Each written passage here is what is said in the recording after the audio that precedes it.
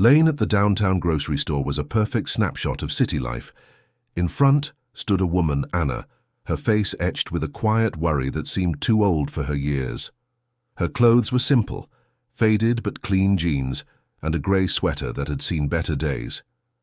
Her son, a bright-eyed boy of about 6 named Leo, was clutching a small generic brand toy car like it was priceless treasure. And right behind them stood Mr. Harrison, a man who looked like he was carved out of granite and expensive suits.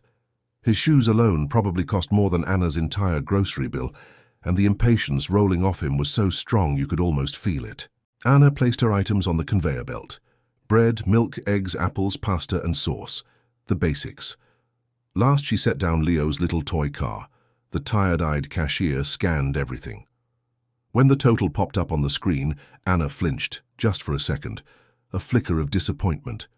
She opened her worn wallet and carefully counted out her cash and a small handful of coins she'd scraped together. She was short, $4.17 short. Her shoulders slumped. "Oh," she whispered, her cheeks flushing red. She looked at the cashier, her voice soft with embarrassment. "I'm so sorry, I'll have to put something back." Her eyes went right to the little toy car. Leo saw her look, and his hand tightened around his treasure, his bottom lip starting to tremble. Before she could say a word, a hand shot past her, flashing a platinum credit card. "I'll get it," a voice boomed, dripping with condescension. Mr. Harrison pushed forward, barely glancing at the cashier, his eyes fixed on Anna. "Let me take care of this for you," he said, his smile never reaching his eyes.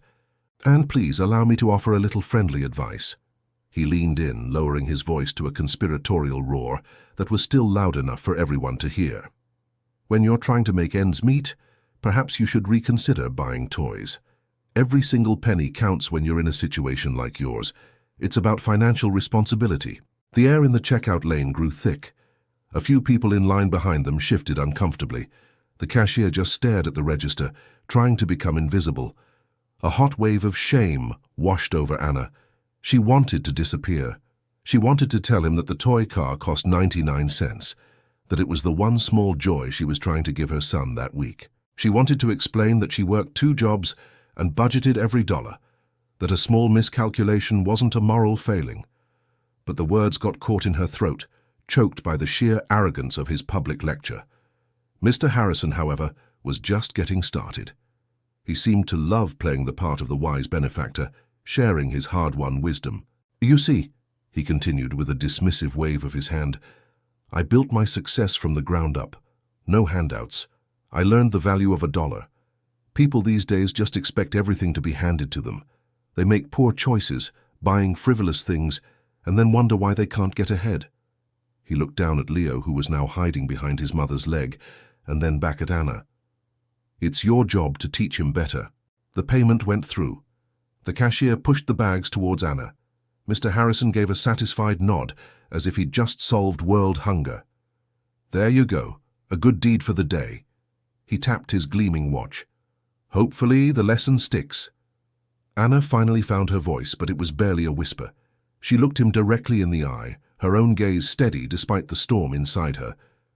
"Thank you for paying, but your lesson is not welcome." She grabbed her bags, took Leo's hand, and walked out of the store with her back straight, her dignity the only shield she had. Mr. Harrison just scoffed, turning to the cashier. "You see, no gratitude. Some people you just can't help." He then paid for his own item, a bottle of imported water that cost more than the toy car, and strode out, feeling incredibly pleased with himself. The walk home was quiet. The crisp autumn air did nothing to cool the sting of Anna's embarrassment. Leo, however, was completely unaware of the drama. He was making his new car vroom along a concrete ledge, lost in his own little world. He looked up at his mother's silent face. "Are you sad, Mommy?" he asked. Anna stopped and knelt down, forcing a gentle smile. "No, sweetie, I'm not sad. Just thinking." "About what?" "About kindness," she said, tucking a stray hair behind his ear, "and how sometimes people who have a lot forget how to be kind. Remember what we say? It doesn't matter what you have. It matters what you do with it." And it always matters that you are kind. Leo nodded seriously. Like when you share your sandwich with Mr. Henderson at the park, even when you're hungry. A real smile touched Anna's lips this time. Exactly like that, my love. She stood up, her resolve hardening. The man in the store had hurt her, yes, but he'd also reminded her why she was doing what she was doing. His casual cruelty was a symptom of a disease she was trying to cure. The next day, Mr. Harrison's world was a universe away. His office was a glass and steel cage on the 50th floor of a skyscraper, with a panoramic view of the city spread out below him like a kingdom. He was in the middle of a conference call, his voice sharp and unforgiving. "I don't pay you for excuses, I pay you for results," he barked into his headset. "You missed the quarterly projection by 2%. Do you have any idea what that does to our stock valuation? Fix it. Work the weekend. Cancel your vacation. Just get it done, or I'll find someone who can." He slammed the phone down. His assistant, a nervous young man named David, scurried in with a tablet. "Sir, just a reminder about your 2 o'clock meeting." "What meeting?" Harrison snapped. "The Starlight Foundation, sir," David said, his voice trembling a little. "The big philanthropic partnership you wanted, for the new Corporate Social Responsibility Initiative." Harrison groaned. "Right. The charity thing. Necessary evil for the PR department." He waved a hand. "Who am I meeting with? The head honcho?" "Yes, sir. The founder and chairwoman herself, Annalise Sinclair." "Sinclair," Harrison mused. "Never heard of her." "She's very private, sir," David explained, scrolling through the file. "Famously reclusive. She's a billionaire who inherited a massive tech fortune, but she funneled it all into this foundation. The press calls her the undercover philanthropist. The file says her vetting process is unconventional. She's known to go into communities in disguise to test the character of potential partners firsthand." Harrison let out a short, barking laugh. "Are you serious? A billionaire playing dress-up with the common folk? How ridiculous." He stood and adjusted his tie in the window's reflection. "Well, she won't need to play any games with me. The numbers speak for themselves. This company is a well-oiled machine. She'll be begging to partner with us. What's the foundation's motto again?" David read from the tablet. "Lifting others up, not to our level, but to their potential." "Trite," Harrison scoffed, "but it'll look good on a press release. Make sure the boardroom has her favorite tea. And for God's sake, make sure the presentation is flawless. I want this deal closed by the end of the day." He saw the partnership as just another trophy to be won, another acquisition for his empire, completely unaware of the karmic train that was about to hit him. The boardroom at Harrison Industries was designed to intimidate. A long, polished mahogany table reflected the ceiling lights like a dark mirror. The chairs were imposing black leather thrones. Mr. Harrison sat at the head of the table, flanked by two of his senior VPs. They had been waiting for 7 minutes, and Harrison was getting annoyed. "Where is this phantom billionaire?" he grumbled, checking his watch again. "If she thinks making me wait gives her some kind of power, she's sorely mistaken." Just then, the double doors swung open. A woman entered, followed by a small professional entourage. The woman leading them was the picture of quiet authority. She wore a beautifully tailored navy blue suit, simple but obviously expensive. Her hair, which had been in a simple ponytail the day before, was now in a chic, elegant bob. Her face was the same clear eyes, the same determined chin, but the context was so jarringly different it felt like a glitch in reality. It was Anna. Harrison froze. His mouth went dry. A cold, sickening dread pooled in the pit of his stomach as his brain scrambled to make sense of what he was seeing. He looked at the woman, then down at the file on the table in front of him, at the name printed in bold, Annalise Sinclair. He looked back up. The woman from the grocery store. The poor mum. They were the same person. One of his vice presidents, totally oblivious, stood up to greet her. "Ms. Sinclair, a pleasure. I'm Mark," he began, but Annalise's eyes were locked on Harrison. She walked calmly to the empty seat at the other end of the table and sat down. The silence was absolute. Harrison felt like an insect pinned to a board. He could feel sweat beading on his forehead. Annalise finally broke the silence, her voice just as he remembered it, but now it carried the weight of billions. "Good afternoon, gentlemen. I am Annalise Sinclair." She nodded toward Harrison, a flicker of recognition in her eyes that was completely devoid of warmth. "Mr. Harrison, I believe we've met." The two VPs looked at Harrison, confused. Harrison's face had gone from tan to a pasty, sickly white. "We met yesterday," Annalise continued, her tone perfectly even. "At the grocery store. You were kind enough to cover the remaining $4.17 for my groceries." The confusion on the VP's faces morphed into pure shock. They stared at their boss, whose confident facade had completely crumbled. "You also gave me some financial advice," Annalise added, letting the words hang in the air like a guillotine. She leaned forward. "The Starlight Foundation has a very specific mission, Mr. Harrison. We believe a person's or a company's true character isn't revealed in a boardroom. It isn't found in a glossy annual report. It's revealed when you think no one of consequence is watching. I regularly spend time in the communities we support," she explained, her voice filling the vast room. "I don't do it dressed like this.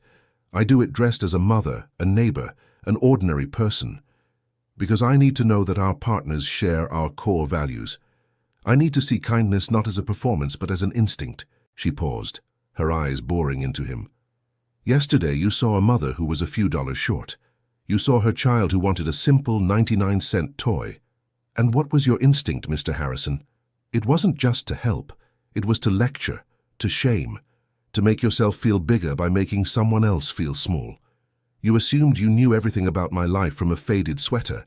You judged my worth as a parent because I couldn't afford a toy." She picked up a heavy silver pen from the table. "This pen cost $300, a meaningless expense. My net worth is just a number on a screen. But a person's dignity, a child's happiness, that's not an abstraction. That is real. It is priceless. And you tried to take that from me in front of my son just to feel better about yourself." Harrison finally broke. "Ms. Sinclair, Annalise, I am so sorry," he sputtered, his voice cracking. "I had no idea. It was a terrible mistake. I thought I was doing a good deed. If I had known who you were—" "And that," Annalise said, cutting him off with surgical precision, "is the entire problem. You're not sorry for what you did. You're sorry because I'm not who you thought I was. You're sorry because you got caught." She stood up, a commanding presence of calm, righteous anger. "Would you be this sorry if I really was just a struggling mother? Would you have even given it a second thought? The person you truly owe an apology to is the woman you thought you were talking down to yesterday. But she isn't here to receive it, is she? Because in your mind she wasn't important enough to matter." Her voice became firm, leaving no room for argument. "The Starlight Foundation looks for partners who believe in empathy, in respect, in the idea that every single person has value, no matter what's in their bank account. We look for partners who want to lift people up." She looked around the room at the shocked faces of his team, and then her gaze settled back on the defeated Mr. Harrison. "Your company is financially impressive, Mr. Harrison. On paper, you're a great success. But your character has failed our most fundamental test." She pushed her chair back in, the sound echoing her finality. "We will not be partnering with Harrison Industries. This meeting is over." Without another word, she turned and walked out, her team following in lockstep. The heavy doors swung shut with a quiet, definitive click. Harrison was left alone at the head of the long table. He sank into his chair, burying his face in his hands. The view of the city that had always made him feel like a king now only reminded him of how small he truly was. He had spent his life collecting wealth and power, but in one single moment, a woman he had judged as worthless had shown him that he was morally bankrupt. The humiliation he'd so casually dished out had been returned to him 100 times over, not with a shout, but with the quiet, devastating dismissal of a woman whose worth he was completely incapable of seeing. The lesson was brutal but crystal clear. True wealth isn't measured by what's in your bank account, but by the kindness in your heart. And respect isn't something you demand, it's something you give freely to everyone. Because in the end, you never truly know who you're talking to. We hope this story is a powerful reminder to always choose kindness. What was the biggest lesson you took away from Anna and Mr. Harrison's encounter? Let us know your thoughts in the comments below. For more stories that inspire us to be better, make sure to subscribe and hit that notification bell.